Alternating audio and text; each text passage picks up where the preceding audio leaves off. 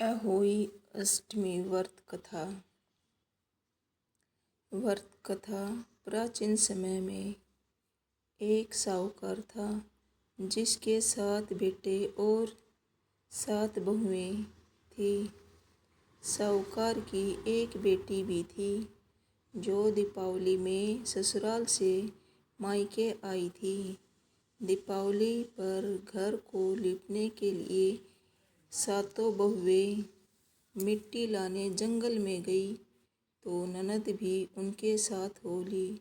साहूकार की बेटी मिट्टी काट रही थी जहाँ उस स्थान पर स्याहू शाही अपने 7 बेटों के साथ रहती थी।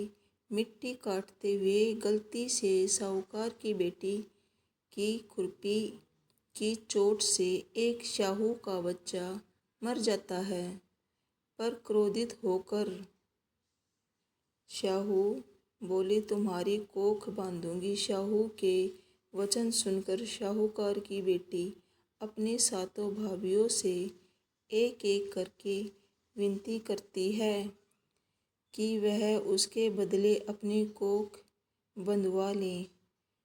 सबसे छोटी भाभी ननद के बदले अपनी कोख बंधवा लेती है, बंधवाने के लिए तैयार हो जाती है। इसके बाद छोटी भाभी के जो भी बच्चे होते वे 7 दिन में के बाद मर जाते। 7 पुत्र की इस प्रकार मृत्यु होने के बाद उसने पंडित को बुलवाकर इसका कारण पूछा। पंडित ने सुरही गाय की सेवा करने की सलाह दी। सुरही सेवा से प्रसन्न होती है और उसे स्याहू के पास ले जाती है। रास्ते में थक जाने पर दोनों आराम करने लगते हैं। अचानक साहूकार की छोटी बहू की नज़र एक ओर जाती है। वह देखती है कि एक सांप गरुड़ की पंखनी के बच्चे को डसने जा रहा है और वह सांप को मार देती है। इतने में गरुड़ पंखनी वहां आ जाती है और खून बिखरा हुआ देखकर उसे लगता है कि छोटी बहू ने उसके बच्चों को मार दिया।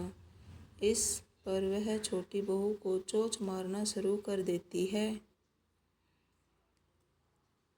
छोटी बहू इस पर कहती है कि उसने तो उसके बच्चे की जान बचाई है।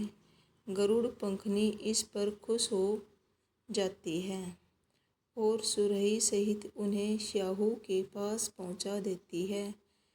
वहां स्याहू छोटी बहू की सेवा से प्रसन्न होकर उसे 7 पुत्र और 7 बहुएं होने का आशीर्वाद देती है।